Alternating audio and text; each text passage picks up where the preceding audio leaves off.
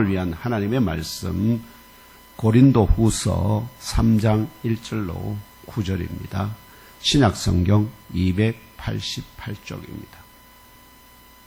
고린도후서 3장 1절로 9절, 제가 1절 봉독하겠습니다. 우리가 다시 자천하기를 시작하겠느냐? 우리가 어찌 어떤 사람처럼 추천서를 너에게 붙이거나 혹은 너에게 받거나 할 필요가 있느냐?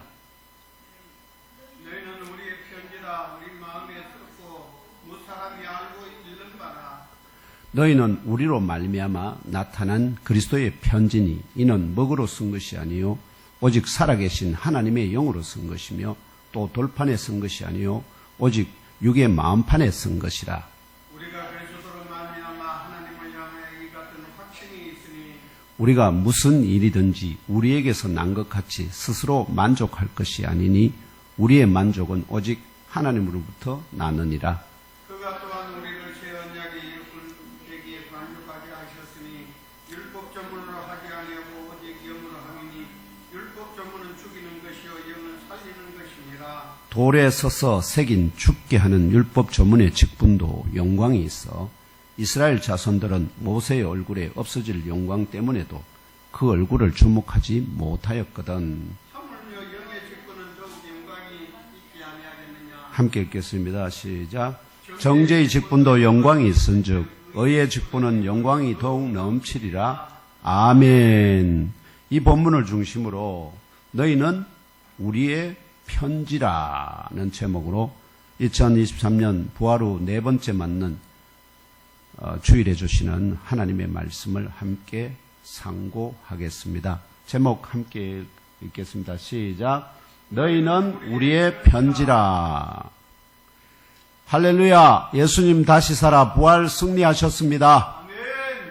오늘 2023년 부활 승리 후 네 번째 맞는 주일 예배에 참석하신 모든 형제 자매들과 온 가족들 모두 올 한 해 더욱 강건하시고 또 범사가 잘 되고 그리고 주 하나님의 명령에 무조건 예스로 응답하시는 순종의 용사들로 장성하시기를 부활 승리하신 나사렛 예수 그리스도의 이름으로 축원합니다. 아멘.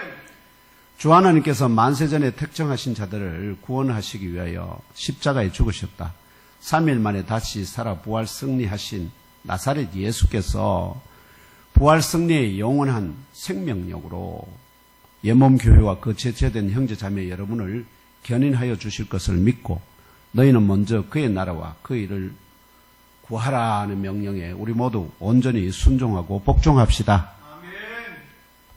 하나님께서는 들어 올리기 위해서 가장 더 낮추시는 것을 우리가 믿을 수 있어야 합니다. 그래서 낭망하지 말고 더 높이 튀어오를 것을 기대하면서 용기를 가지고 다시 한번 뛰어오려 달려가 봅시다. 아멘. 네. 무엇보다 오늘 형제 자매 여러분 각자의 한 주간 삶의 보고에 따라 새롭게 하달되는 명령이 무엇인지 주 하나님의 음성을 친히 들으시고 깨달아 알고 믿고 심령에 잘 박힌 못으로 영접하시는 영적 교제와 은혜의 시간 되시고 그 받으신 명령대로 한 주간 온전히 복종하여 직면한 영적 실험과 영적 전투에서 이기고 승리하시기를 다시 살아 부활 승리하신 나사렛 예수 그리스도 이름으로 축복합니다. 아멘. 죽음을 이기시고 다시 살아 부활 승리하심으로 여호와의 위치에 오르신 제가 마태복음 28장 말씀을 통해서 그것이 시내산에서 모세를 만나서 율법 10계명을 주시며 율법 언약을 하사하신 그 장면의 영적인 완성체다 말씀드렸습니다. 결국 여호와의 그것이 위치에 오르신 예수 그리스도께서 변화산에서 선포하신 영적 참 계명을 지키고 순종하고 복종한 사도들 가운데 모두가 순종하고 복종했습니다. 12사도들 가운데 오직 사도 요한만 에베소에서 평안히 잠들었지만 그런데 그는 중간에 차라리 죽는 것만 못한 그런 유배의 삶을 살았습니다. 차라리 죽는 것이 순교당하는 것이 깨끗했습니다. 근데 그 순교의 그런 순교보다 더 험악한 자리에서도 그가 그걸 잃지 않고 소망을 잃지 않고 그가 하는 중에 결국은 요한계시록을 받게 되거든요. 그 사명을 위해서 요한이 살아 있었던 것입니다. 그래서 결국은 그 요한을 제외한 모든 사도들이 다 아주 험악한 십자가에 대부분 다 순교를 당했습니다. 모두 다 여기 보시면은 베드로는 로마에서 순교했고 야고보는 헤롯 왕 예루살렘에서 순교를 당했고요. 그 다음에 안드레는 X자 십자가에서 순교를 당했고요. 그 다음에 빌립은 히에라볼리에서 순교를 당했고, 빌립은 그 다음에 바돌로메는 아르메니아에서 순교를 당했고요. 도마는 인도에서 순교를 당했고, 마테는 에티오피아에서 순교를 당했고, 야고보는 알페오의 아들 야고보는 애굽에서 순교를 당했고요. 다데오는 수리아 지역에서 순교를 당했고, 시몬 헬롯 가나나인인 시몬은 십자가의 형을 당했고, 유다는 알다시피 자살했고, 이런 이 사도들의 그걸 보면은 결국은 이 그리스도께서 선포한 가서 모든 민족을 제자로 삼아 하는 그 명령에 그대로 복종해서, 그래서 그들이 그 명령을 따라서 각 지역별로 나누었습니다. 12지역을 나눠서 사도들이 각자 그 지역으로 모든 민족들을 향하게 되었다 하는 겁니다. 이런 사도들 가운데 특별히 이방인을 위한 사도로 세움을 받은 바울과 그 동력자들이 또 있습니다. 이들은 유대인이긴 하지만, 그런데 유대인을 위한 사도들이 아니라 바로 이방인을 위한 사도로 세움을 받았다 하는 것입니다. 결국 그들이 주의 보냄을 받아 고린도에 세운 예몸교회 지체들을 향하여 쓴 고린도전서와 고린도후서에 두 편지가 남아있죠. 원래는 네 개의 편지를 썼다고 알려져 있습니다. 그런데 두 개의 편지는 소실되었고요. 지금 두 개의 편지만 남아서 우리에게 전하여지고 있는데요. 이 두 편지에서 사도 바울은 자기 자신과 고린도 예몸교회 지체들 사이에 영적 관계를 몇 가지로 비유합니다. 즉 그들이 쉽게 알아들을 수 있도록 너와 그들과 자기 자신 사이의 관계를 비유로 보여줍니다. 대표적인 사례들을 소개하면, 첫째 사례는 고린전서 4장 14절로 16절에 아버지와 자녀의 관계로 비유합니다. 함께 읽으며 그 의미를 상고해 봅시다. 넘겨주세요. 함께 읽겠습니다. 고린전서 4장 14절 16절입니다. 시작. 내가 너희를 부끄럽게 하려고 이것을 쓰는 것이 아니라 오직 너희를 내 사랑하는 자녀같이 권하려 하는 것이라. 그리스도 안에서 1만 스승이 있으되 아버지는 많지 아니하니 그리스도 예수 안에서 내가 복음으로써 너희를 낳았음이라. 그러므로 내가 너희에게 권하노니 너희는 나를 본받는 자가 되라. 아멘.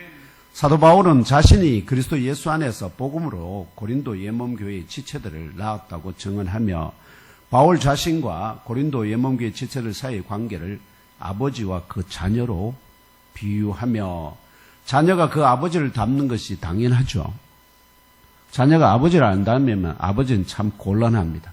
내가 뭘 잘못했나 하는 생각이 들죠. 근데 부덕불 아시죠? 영이 같은 영을 가지고 있기 때문에 부덕불 나중에 보면 나이가 들면 닮게 되는 걸 알게 됩니다. 아시겠죠? 그거에서 벗어나기 힘듭니다. 그래서 이 사도 바울은 고린도 예몸교회 지체들 하여금 그들의 길을 안내하는 1만의 스승이 있지만, 그러나 그들은 그 1만의 스승이 이 길 가야 저 길 가야 다 하면은 가래 찢어지죠.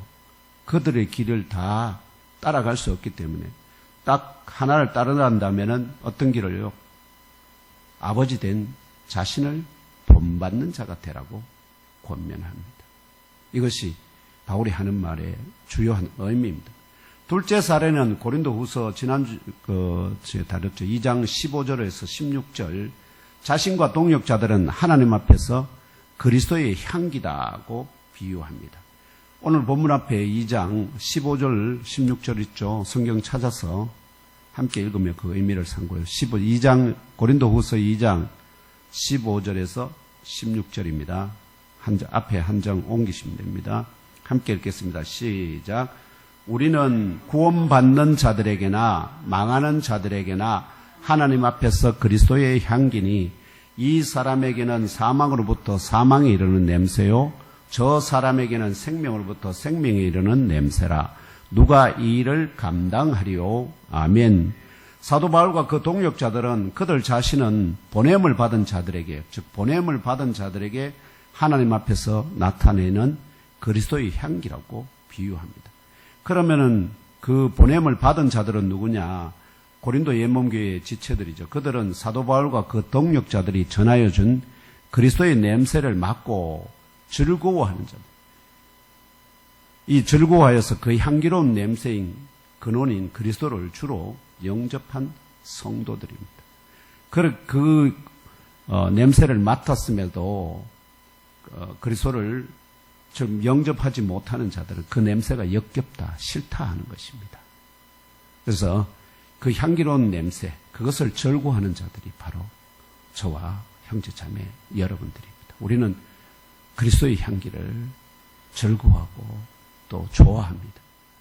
그리고 셋째 사례는 오늘 본문 고린도후서 3장 1절로 3절에 고린도 예몬교회의 지체들은 바울 자신과 동역자들의 편지라고 비유합니다. 그렇다면 사도 바울이 고린도 예몬교회 지체들을 자신의 편지다고 비유하는 구체적인 근거나 이유는 무엇일까요? 또한 영적인 교훈이나 진리는 무엇일까요? 이러한 명제들을 상고하는 가운데 생전에 예언하신 대로 고난받으신 후 제3일에 살아 승리하셨을 뿐만 아니라 이것을 주로 많이 강조하죠. 그런데 그 생전의 예언이 또 뭐가 있느냐면 갈릴리 변화산에서 제자들과 다시 만날 것을 예언하신 이것도 너무나 중요합니다. 그것이 또한 부활 승리를 또 보증하는 하나의 그런 징표이기도 하지만 이 만나시기까지 성취하심으로 능력으로 하나님의 참 아들 그리스도로 증명되신 나사렛 예수를 자신의 참 지유인으로 영접하시고 참 계명을 온전히 지키고 복종하고 순종하는 참 그리스도의 몸의 지체들이 되시기를 축원합니다. 오늘 함께 나눌 명제는 사도 바울과 그 동역자들이 고린도 예몬교회 지체들을 자신의 편지다고 비유하는 구체적인 근거나 이유가 무엇이며 또한 영적인 교훈이나 진리가 무엇이냐는 것입니다. 오늘 우리에게 허락하신 본문의 말씀은 문장 구조상 보면은 콜론도 있고 세미콜론 마침표도 있는데 이것들을 문장 구조상 세 단락으로 구분할 수 있습니다. 우리 그게는 총 9절로 되어 있지만 이걸 그룹으로 묶으면 세 단락으로 묶어진다는 겁니다. 첫째 단락은 1절로 4절입니다. 둘째 단락은 5절로 6절입니다. 셋째 단락은 7절로 9절입니다. 이렇게 단락을 나누고 난 다음에 한 단락씩 그 내용을 상고해 보겠습니다. 첫째 단락의 1절에서 사도 바울과 동역자들은 한 가지 질문인데 이걸 두 가지 방식으로 고린도 예몬교회 지체들을 향하여 던집니다. 한 가지 질문인데 이걸 이렇게도 말하고 저렇게도 말한다는 것입니다. 질문의 첫 방식은 뭐냐? 우리가 다시 자천하기를 시작하겠느냐 하는 뜻입니다. 우리가 다시 너희들에게 우리 자신을 스스로 추천해야 되겠느냐 이런 뜻입니다. 질문의 다음 방식은 우리가 어찌 어떤 사람처럼 추천서를 너희에게 붙이거나 혹은 너희에게 받거나 할 필요가 있느냐입니다. 다시 말하면 이 말의 의미가 뭐냐면은 1세기 당시에 교사가 어느 부유한 집안의 자녀에게 필요한 지식을 가르치기에 적합한지 여부를 타인이나 자신이 스스로를 소개하는 추천의 편지를 미리 그 주인에게 보내거나, 그래서 주인이 오케이 오시오 혹은 직접 가지고 가서 전달하면은 주인이 보고 판단을 하거든요. 그런 것처럼 사도 바울과 그 동역자들도 고린도 예몸교회 지체들의 인격적이고 영적인 가르침에 적합하다고 소개하는 추천의 편지를 고린도 예몸교회의 지체들에게 보내거나 혹은 그들로부터 추천서를 받아서 가야만 하겠느냐 하는 물음입니다. 내가 추천서 들고 가야 하느냐? 다시 추천서, 왜냐하면 그 전에 가서 이미 개척해놨는데 또 다음에 그때 재착할 때 추천서를 보내서 가야 되겠느냐? 이런 뜻입니다. 그런 추천서가 없으면 그 주인이 그 교사를 신뢰할 수 없기 때문에 내 자녀의 교사로 채용할 수 없다고 거부당하듯이 거부당하게 일수거든요. 그래서 우리들도 너희에게 우리 자신을 다시 추천하지 아니한다면 너희들도 우리를 너희들 가운데 섬기는 자로 맞아들이는 것을 거부하고자 하느냐 하는 물음입니다. 그런 기류가 그들에게 있었다. 바울을 배척했었기 때문에. 이 물음에 대한 응답으로 2절로 3절에서 사도 바울과 그 동역자들은 고린도 예몸교회 지체들을 향하여 너희는 우리의 편지다. 추천의 편지다. 이런 뜻이. 너희들 자체가 우리에 대한 추천의 편지다. 그래서 추가로 추천의 편지를 따로 쓸 필요가 없다. 이런 뜻이죠. 다시 말하면 고린도 예몸교회 지체들 자체가, 그들이 존재 자체가 사도 바울과 동역자들을 위한 추천의 편지다는 의미입니다. 이에 빗대어 부족한 종인 저와 형제자매 여러분과의 관계를 말하면 예몸교회 지체들 여러분이 바로 저를 위한 추천의 편지다 비유할 수 있습니다. 여러분이 추천의 편지입니다. 여러분 저를 이곳에 맞아들이는 추천의 편지입니다. 이 추천의 편지를 기능적으로 살펴보면은 만약 여러분이 여기 계시지 않는다면 그것이 어떤 의미냐 하면은 여기 이 자리에서 가르칠 학생이 그러면 없다는 의미잖아요.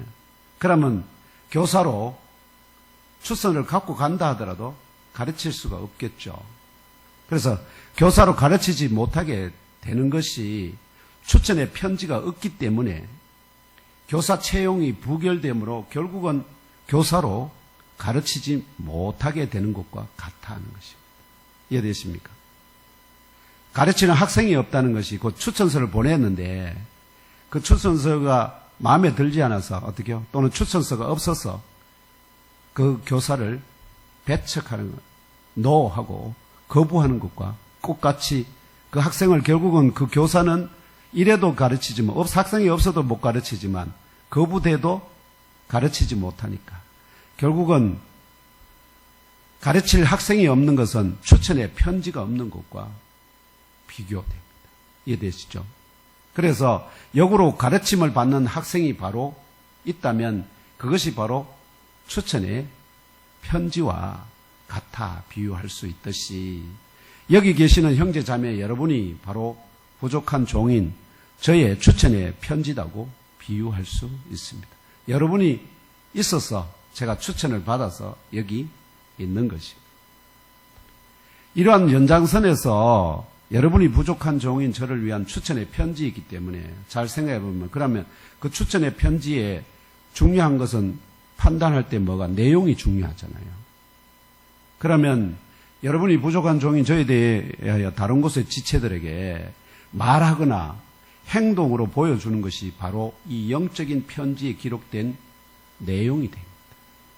저에 대해서 말하는 것이 곧 그 사람들에게 저를 추천하는 그 내용이 된다는 것입니다. 그래서 우리 각자의 말이나 행동을 통하여 저는 여러분의 편지가 될 수 있고 여러분은 저의 편지가 될 수 있듯이 물론 저는 그리스도의 보냄을 받아서 그리스도의 세우심을 받아서 그리스도의 편지로서 여기 여러분들 와 여러분은 그리스도의 편지로 와 있는 저를 보시고 그리스도께서 무슨 말씀을 무슨 편지를 우리에게 보내시나 하는 것을 보게 되는 거고 저는 여러분은 저를 위한 추천의 편지가 된다 하는 것입니다. 그래서 그럼 서로의 편지의 내용이 될 수 있기 때문에 우리 각자의 말이나 행동을 통하여 서로에 대하여 속임이나 이게 있으면 안 됩니다. 추천서에 속임이 있으면 정말 안 됩니다. 아시죠? 속임이나 억지. 추천하고 싶지 않은데 억지로 해서도 안 됩니다. 억지나 그 다음에 과장했어도 안 됩니다. 다만 진실하면서도 선하게 믿음으로 선하게 소개하는 추천의 영적 편지가 되기를 하나님의 편지가 되신 나사렛 예수 그리스도 이름으로 축복합니다. 아멘. 그렇다면 사도 바울이 고린도 예몬교의 지체들을 향하여 너희는 우리의 편지다 비유하는 구체적인 근거나 이유는 무엇이며 위에서 방금 제가 제시한 것은 학생이 곧 뭐라고요? 추천의 편지와 같아 이렇게 비유할 수 있던 이건 기능적으로 편지의 기능입니다. 그럼 편지 내용이 아니고 아시죠? 편지 내용이 아닙니다. 편지 자체가 갖는 기능을 관점에서 제가 말씀드렸는데 이 편지 추천의 편지의 기능적인 결과에 따른 결론과 바울이 지금 이야기하고자 너희는 우리의 편지라 하는 것이 동일한 기준인지 한번 살펴보도록 하겠습니다. 이 질문에 대하여 이어지는 2, 3절 말씀에서 첫째, 이 편지는 사도 바울과 동역자들의 마음 가운데 기록되어 있다. 이렇게 합니다. 이 편지는. 그 다음에 둘째, 이 편지는 모든 사람들의 휘하에 알려지고 그 모든 사람들이 어떻게 해요? 알려졌다는 것은 결국 그 편지의 내용을 뭐 할 수 있다는 겁니다. 읽을 수 있다는 거예요. 알려지고 또한 읽혀지고 있다는 근거와 이유로 너희는 우리의 편지다 하고 밝히는 것입니다. 이해되십니까? 자신들의 마음판에 뭐가 기록되어 있다고요? 고린도 교회의 성도들이 기록되어 있다는. 그래서 그것이 곧 그들의 고린도 교회의 성도들이 자신들의 편지다. 이렇게 밝히고 있는 겁니다. 더 나아가서 사도는 이 편지의 영적인 속성도 밝힙니다. 첫째, 자신들의 편지였던 그들이 자신들의 휘하에서 섬김을 받고 있는 그리스도의 편지이기도 하다는 것이 나타나는 중이라고 합니다. 무슨 말이냐면은 그리스도의 편지로 사도 바울과 그 동역자들이 그리스도의 편지로 고린도에 갔습니다. 그래서 그 편지의 내용을 그들에게 알려주고, 그래서 그들도 어떻게요? 그 편지 속에 있는 주를 주인으로 영접하게 되었고, 그래서 자기들도 뭐가 되어 간다는 겁니까? 그리스도의 편지로 지금 되어가고 있다. 그래서 그 편지로 나타나고 있다고 말하는 겁니다. 이해하시겠죠? 성도들은 그냥 사도들의 편지로만 남아있어서는 안 된다는 겁니다. 장성해서 뭐로요? 그리스도의 편지. 사도들의 편지에서 그리스도의 편지로. 복음 전하는 자들의, 목회자의 그 편지에서 뭐로? 그리스도의 편지로 승화되어야 합니다. 그렇지 않으면 사역자의, 목회자의 편지만 되면 어떻게 해요? 하나님과 상관없습니다. 그건 목회자의 편지일 뿐입니다. 그 다음 둘째, 이 편지는 먹물로 아니라 살아계신 하나님의 영으로 기록되었고, 그래서 영적인 편지라는 것을 보여줍니다. 셋째, 이 편지는 돌판 안에가 아니라, 이 돌판 안에 새겨진 편지가 무엇을 가리킬까요? 바로 구약의 모세가 받았던 돌판에 새겨진 그 편지, 십계명, 그것을 말하고 있습니다. 그 돌판 안에가 아니라 오히려 어디에요? 영적인 편지는 육체의 마음판 안에 기록되어 있다. 자기들의 마음판 안에, 그래서 어떻게요?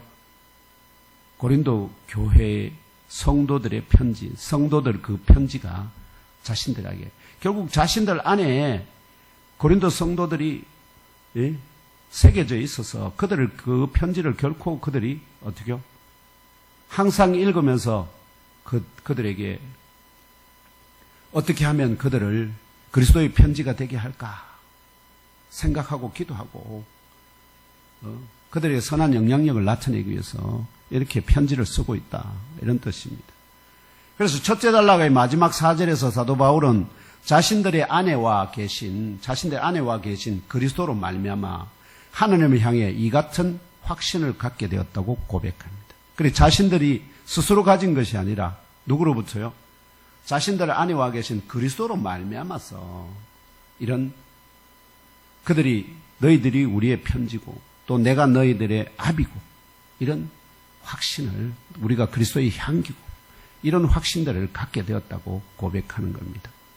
오늘 주신 말씀의 첫째 단락에 게시된 이러한 근거와 이유들을 고려하면 이런 결론이 도달합니다. 나사렛 예수 그리스도는 하나님의 편지이시고 하나님이 그 백성들에게 보낸 편지가 바로 영적인 편지가 나사렛 예수 그리스도입니다.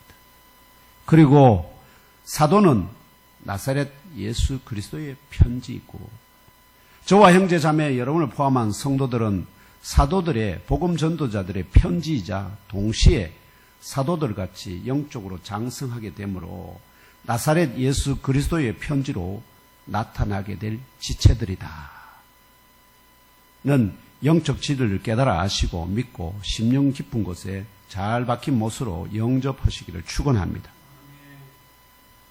오늘 말씀의 둘째 단락 5절로 6절에서 사도 바울과 그 동역자들은 자신들의 영적 자질과 자격에 빗대어서 자신들의 자질과 자격에 의심하는 자들이 있지 않습니까?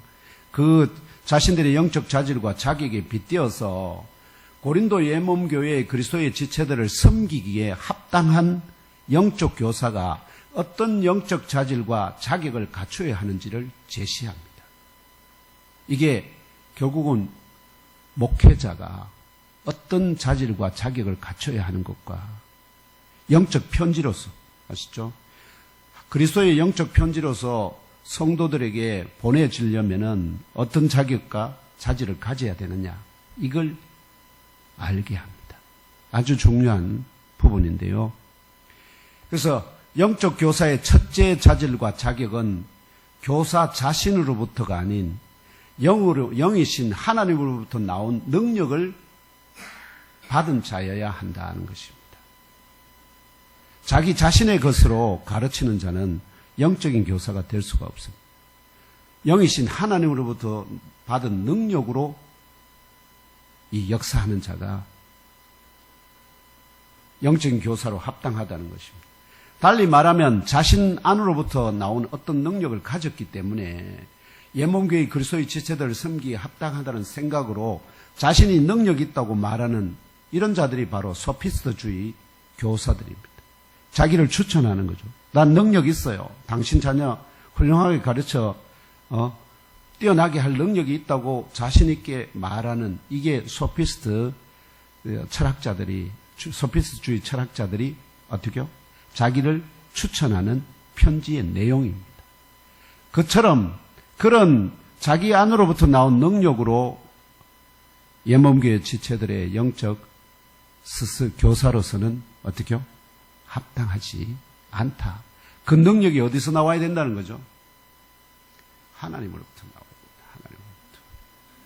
하나님으로부터 나온 능력을 덧입지 않은 자는 예몸교회 지체들의 영적 교사로서 합당하지 않다. 이걸 말하는 거 첫 번째고요. 두 번째, 영적 교사의 둘째 자질과 자격은 영이신 하나님께서 문자의 율법의 옛 언약을 따라 세우신 옛 언약의 일꾼이 아닙니다. 영의 새 언약을 따라 세우신 새 언약의 일꾼이어야 한다는 것입니다. 바울 당시에 수많은 영적 교사들이 있었습니다. 구약의 율법과 세례 요한의, 아시죠? 세례 요한의 세례까지만 알던 아볼로와 같은 영적 교사도 있었는데 그들은 부족합니다. 그들이 합당하지 않다는 것이죠. 그래서 어떻게요? 아볼로는 뒤에 이 에베소 교회에서 그리스도에 대한 더 깊은 것을 가르침을 받습니다. 그렇게 해서 새로운 영적 교사로 세워지거든요. 왜냐하면 문자에 율법의 옛 언약을 떼우라 세움을 받은 옛 언약의 교사는 율법에 따라 옛몸교의 그리스도의 영적 지체들에게 뭐를 가르칠 수밖에 없느냐면 죄와 죽음의 것을 가르칠 수밖에 없다 하는 것입니다. 죄와 죽음. 우리도 죄와 죽음에 대해서 가르치지만 그러나 그것으로 끝나서는 안 되죠. 왜냐하면 그리스도는 그것을 뛰어넘는 반면에 영의 새 언약을 따라 세움을 받은 새 언약의 교사는 그리스도 예수의 십자가 은혜와 부활 승리의 진리를 따라 옛몸교의 그리스도의 지체들에게 의와 영생의 것들을 가르칠 수 있기 때문입니다. 즉 옛 언약의 영적 교사들은 옛 언약의 교사들은 뭘 가르칠 수가 없다는 겁니까? 그리스도로 말미암아 십자가의 은혜와 부활 승리의 영적 진리를 어떻게요? 그들은 알지 못하기 때문에 그걸 가르칠 수가 없기 때문에 새 언약의 일꾼들로 세움을 받은 자들만이 어떻게요? 옛몸교회의 그리스도의 지체들에게 합당한 영적인 교사다. 이 두 가지 자질입니다. 첫 번째는 뭐라고요? 누구로부터 능력을 받아야 된다고요? 자기 자신의 능력이 아니라 하나님으로부터 영이신 하나님으로부터 능력을 받은 자여야 되고 두 번째는 율법의 문자적인 그 언약의 일꾼이 아니라 그리스도의 십자가 은혜와 부활 승리의 영적 진리 이것을 깨달아 아는 자가 그래서 그런 영생의 그런 진리, 의와 영생의 것들을 가르칠 수 있는 새 언약의 일꾼이 되어야 한다 하는 것입니다. 이런 영적 교사의 자질과 자격이 없음에도 알겠죠? 없음에도 어떤 개인적 목적이나 숨겨진 의도를 가지고 또는 부모님이 그렇게 되기를 원해서 어릴 때부터 당연히 그런 것이 당연한 줄 알고 그렇게 목회자 되는 것이 당연한 줄 알고 그냥 신학교 가서 공부하고 목회자 좋은 신학교 나와서 막 박사, 석사, 박사 되고 막 해가지고 사람들한테 막 프로필 팍 내어 보일 수 있는 그런 지체들이 아닙니다. 옛몸교회 그리스도의 지체들을 향한 영적 교사의 자리에 앉기를 원하는 자는 그리스도의 이런 아무런 하나님으로부터 능력도 받지 않고 또 새 언약의 일꾼이라는 그런 세움도 받지 않은 자가 옛몸교회 그리스도의 지체들을 향한 영적 교사의 자리에 앉게 되면 어떤 일이 벌어질까요? 자기는 신나고 좋을지 모르지만 그리스도의 날에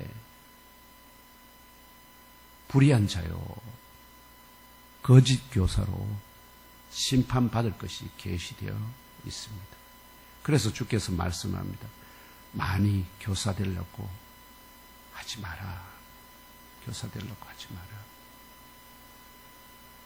그러므로 옛몸교회 그리스도의 지체들을 섬기는 영적 교사가 되고자 하는 형제 자매들은 이 두 가지 자질과 자격, 곧 첫째 교사 자신으로부터가 아닌 영이신 하나님으로부터 나온 합당한 능력을 받아야 한다는 것과 둘째 영이신 하나님께서 문자의 율법의 옛 언약을 따라 세우신 옛 언약의 일꾼이 아니라 십자가 은혜와 부활 승리의 진리를 깨달아 알고 믿고 영접하게 하시는 영의 새 언약을 따라 일꾼으로 세움을 받아야 한다는 영적 진리를 깨달아 알고 믿고 심령 깊은 곳에 잘 박힌 못으로 영접하시기를 은혜와 진리를 세상 가운데 가져오신 영적 교사의 본이 되시는 나사렛 예수 그리스도의 이름으로 축복합니다. 아멘. 오늘 말씀의 마지막 셋째 단락 7절로 9절에서 이 영적 교사의 직분이 또한 얼마나 영광스러운지를 옛 언약의 중재자 모세에 빗대어 계시합니다. 이 말씀을 통해 사도 바울은 모세가 세움을 받은 바 십계명의 두 돌판에 새겨진 죽음의 율법들로 말미암은 옛 언약의 일꾼들이죠. 모세와 함께 제사장 아시죠? 제사장과 서기관과 모든 직제가 이 율법으로부터 세워지거든요. 그들 교사들 모두를 포함해서 가장 중요한 율법 교사들이 서기관과 또 제사장들입니다.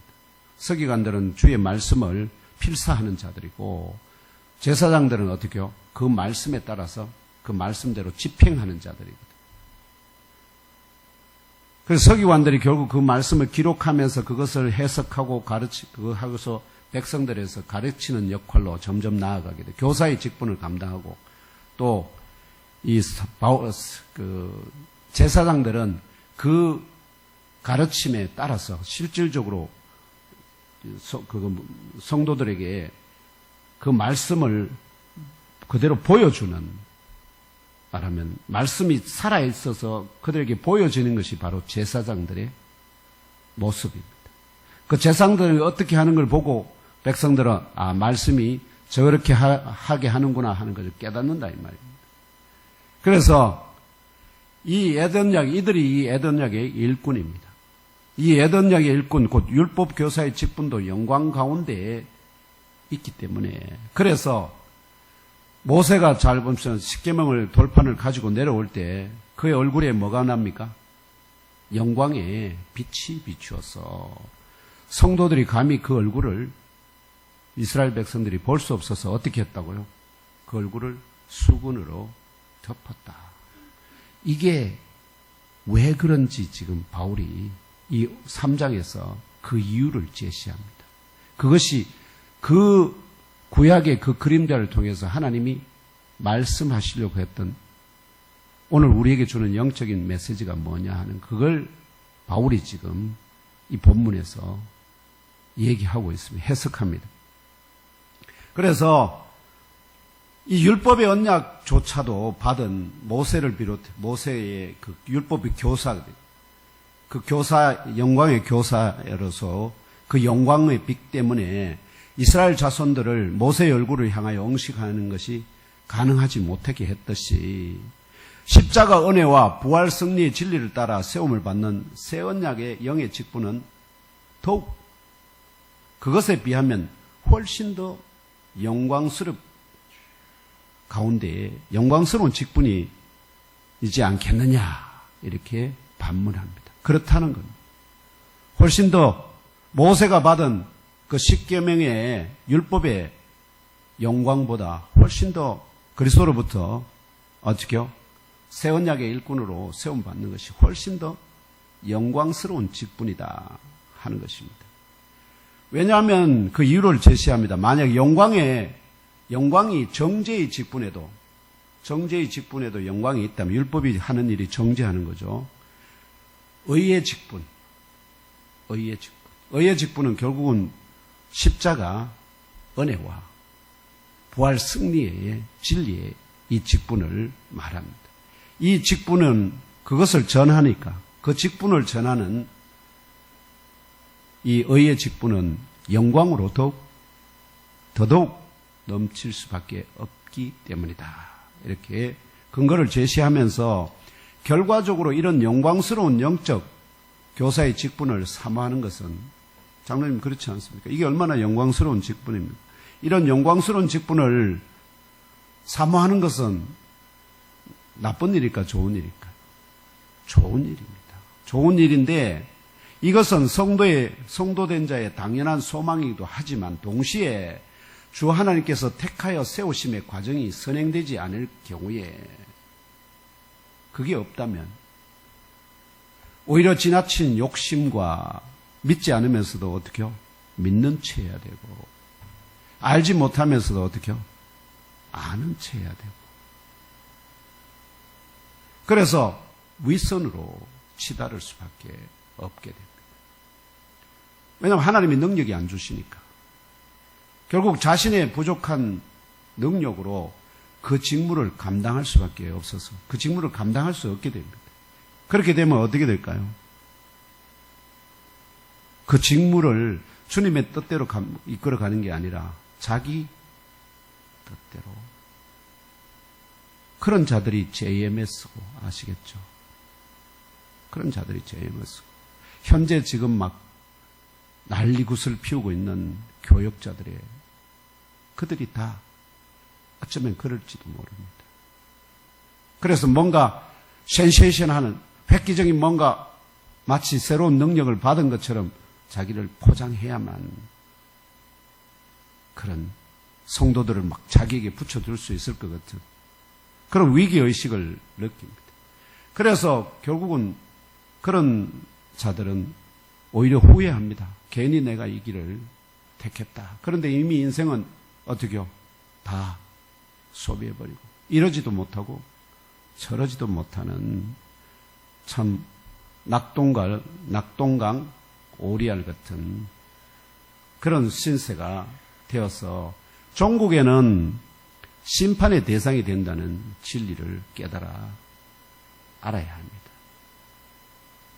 주 성령의 견인하심을 따라서 우리는 나아가기도 하고 서고 앉고 달리시는 복된 삶을 살아가시기를 믿음의 주가 되시는 나사렛 예수 그리스도 이름으로 축복합니다. 아멘. 결론적으로 사도 바울이 너희는 우리의 편지다는 비유로 시작하여서 지금 비유로 시작했지 않습니까? 그리고는 예몸교회의 그리스도의 지체들을 향한 영적 교사에 합당한 영적 자질과 자격을 밝히고 이 영적 교사의 직분이 얼마나 영광스러운 직분인지를 증언하는 이유가 뭘까요? 왜 이 영적 교사에 대한 직분? 물론 자기들의 그 영적 교사 된 것을 배척하는 고린도 교회의 성도들을 위한 그런 증언도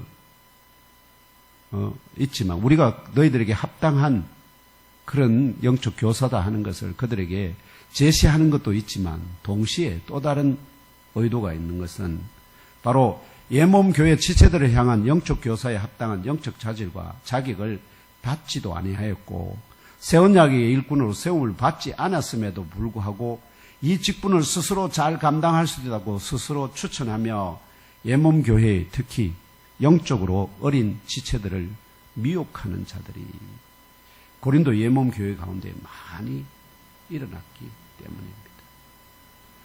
그래서 골로새서 2장 4절의 증언처럼 사도 바울이 이것을 말하는 것은 아무도 교묘한 말로 너희들 곧 예몸교회의 그리스도의 지체들을 속이거나 미혹하지 못하게 미리 어떻게요?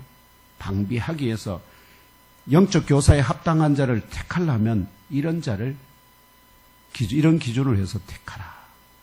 이런 것입니다. 이러한 속이거나 미혹하는 자들의 존재를 증언하는 고린도후서 2장 17절이죠. 오늘 본문 바로 앞에 찾아서 함께 읽으며 알아봅시다. 2장 17절입니다. 함께 읽겠습니다. 시작. 우리는 수많은 사람들처럼 하나님의 말씀을 혼잡하게 하지 아니하고 곧 순종함으로 하나님께 받은 것 같이 하나님 앞에서와 그리스도 안에서 말하노라. 아멘. 본문에 적시된 하나님의 말씀을 혼잡하게 하지 이렇게 말씀에서 혼잡하게 한다는 헬라 동사의 원래 의미는 상인이 되다, 팔러 다니다. 거기에서 넘어서서 물건을 팔아서 돈을 벌다, 타락하다, 품질을 떨어뜨린다는 뜻입니다. 아시겠죠? 결국은 하나님의 말씀을 뭐처럼 물건처럼 상품처럼 팔아서 돈을 벌고자 하는 이런 자들을 헬라 철학에서는 뭐라 하냐, 이런 자들을 소피스트주의 철학자들이라 합니다. 이런 소피스트주의 철학자들과 같은 교사들이 많이 일어나 고린도 예몸교회의 영적으로 어린 지체들을 십자가 은혜와 부활 승리의 진리를 떠나 이게 없으면은 고난이 박해가 몰려오면 그들이 어떻게 할까요? 부활 승리가 십자가 아시죠? 은혜와 부활 승리가 없으면 고난이 몰려오면은 어떻게 될까요? 다 넘어집니다. 다 넘어집니다. 그래서 이런 부활 승리와 십자가의 은혜와 부활 승리의 진리를 떠나 철학적 사변이나 철학적 사변, 인생은 이런 거야 하면서 너 자신을 알라 이런 말로 그리고 율법과 할례의 길을 따르게 하는 역사가 일어났다는 사실은 왜냐하면 율법 안 따르면 너 구원 없어. 이게 율법주의 철학자들의 그런 명제였기 때문에 그래서 이런 역사가 일어났다는 사실은 1세기에 그렇게 일어났는데 그럼 오늘에는 그런 일이 없느냐? 천만에요. 오늘은 더 심각하고 더 심하다. 그러므로 오늘 우리 주변에서도 또는 우리 교회 안에서도 여러분들이 섬겼던 교회 안에서도 동일하게 일어날 수 있음을 계시하는 것으로 받아 영적으로 각성하고 장성하여 이러한 미혹에 다시는 넘어지지 않기를 주 예수 그리스도의 이름으로 축복합니다. 아멘. 이제 말씀을 맺고자 합니다. 지금 오늘 여기까지 저와 형제 자매 여러분의 속사람도 물과 성령으로 거듭났지만 갓난 아이에서 자라고 장성한 세상이 감당치 못하는 참 성도로 또 사람을 취하는 영의 어부와 영적 교사가 되게 하기 위하여 영적인 사람 분유마티코스로 성숙되는 과정에 있습니다. 이런 성숙된 사람을 하나님께서 성숙된 사람을 영적 교사로 불러 쓰시는 겁니다. 그러는 가운데 우리 각자 안에 영접한 그리스도 예수 안에 거하는 하나님으로 인하여 우리를 성전 삼으심과 죄와 허물을 영원토록 씻어주시는 생수의 샘을 주심과 천국으로 들어가는 문도 우리의 믿음 안에 허락하심을 기억하고 환난과 박해의 영적 바람이 불더라도 또 선을 행하는 중에 단한 고난이라도 욕을 욕으로 악을 악으로 갚지 말고 원수를 향하여서도 오히려 복을 빌어주므로 하나님이 예배하신 한 사람이라도 취하여 다시는 영원히 부패하지 아니할 예수 그리스도의 몸의 지체로 곧 유일하신 참교인 예몸교의 지체로 가서 모든 민족을 제자로 삼으라는 참 계명에 순종하는 충성된 업으로 또한 영적 교사로 쓰임 받으시기를 부활 승리하신 나사렛 예수 그리스도의 이름으로 축원합니다. 아멘. 잠깐 기도.